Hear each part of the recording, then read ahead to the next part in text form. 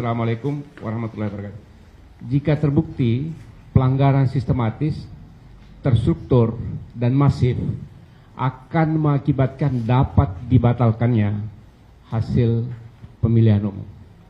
Karena itu penting sekali saya dan kami dari Timnas dan tim hukum mengingatkan semua pihak bahwa kalau terjadi pelanggaran-pelanggaran yang demikian sistematis, terstruktur, dan masif mengakibatkan pelanggaran mengakibatkan pembatalan dari hasil pemilihan umum. Saudara, kami akan terus mencatat, melaporkan seluruh pelanggaran-pelanggaran yang terjadi, dan tadi apa yang sudah diceritakan oleh Ketua Tim Hukum, catatan-catatan yang begitu sangat lengkap. Nah, catatan ini menunjukkan bahwa betapa banyak pelanggaran dilakukan oleh paslon.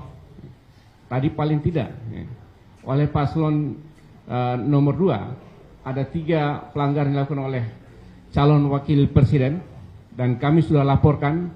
Dan pelanggaran itu sepertinya sebuah desain. Pertama dengan pelibatan aparat desa di seluruh Indonesia, dan Cawapres Gibran hadir dan merasa tidak bersalah apa-apa. Kemudian pelanggaran di Car Free Day, kemudian pelanggaran di masuk pesantren anak-anak, dan seterusnya. Jadi, saya sekalian, pelanggaran-pelanggaran yang dilaporkan, yang diabaikan oleh pengawas pemilu, itu adalah bentuk keterlibatan dari penyelenggara pemilu dengan melakukan pemihakan kepada salah satu pasangan calon. Dalam pengalaman kita sejarah pemilu di Indonesia, manakala penyelenggara pemilu melakukan pemihakan, laporan dari salah satu pihak diproses, laporan dari pihak yang lain tidak diproses, itu adalah bentuk pelanggaran nyata, dan kami catat semua apa yang terjadi. Kemudian saudara-saudara, pelanggaran yang sifat sistematis, terstruktur, dan masif, pertama melibatkan pasangan calon atau peserta, kemudian yang kedua melibatkan penyelenggara baik secara aktif maupun tidak aktif. Secara aktif, ya, penyelenggara melakukan pelanggaran itu sendiri. Kemudian yang kedua, secara tidak aktif, tidak memproses segala laporan-laporan yang ada. Dia tidak melaksanakan tanggung jawab kewajibannya menjaga pemilu yang free and fair. Kemudian yang ketiga adalah pelanggaran yang dilakukan oleh para penyelenggara negara, baik secara sadar, ya, atau secara tidak sadar tapi dilakukan secara terus-menerus yang menguntungkan salah satu pasangan calon, termasuk penyalahgunaan wewenang dan penyalahgunaan jabatan. Nah, inilah kaitan dengan menteri yang turun ke daerah dan melakukan kampanye secara tidak langsung, itu adalah penyalahgunaan posisi dan penyalahgunaan jabatan yang terus kami akan catat bahwa itu adalah pelanggaran-pelanggaran yang dilakukan oleh para peserta maupun tim kampanye dan partai pendukungnya.